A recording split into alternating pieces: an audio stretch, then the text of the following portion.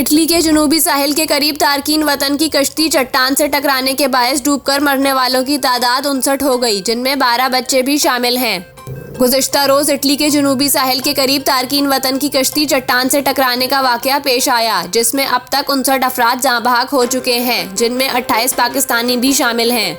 हुकाम का बताना है कि हादसे में जाँ बहक होने वालों में 12 बच्चे भी शामिल हैं। ताहम हादसे में 81 अफराद को बचा लिया गया है, जिसमें से 20 अस्पताल में ज़ेरे इलाज हैं। हुकाम के मुताबिक कश्ती में 200 के करीब तारकीन वतन सवार थे, जिनमें से 30 अफराद अब भी लापता हैं। खबर एजेंसी के मुताबिक तुर्की से रवाना होने वाली कश्ती में पाकिस्तान, अफगानिस्तान, ईरान समेत दीगर मुल्कों के शहरी सवार थे।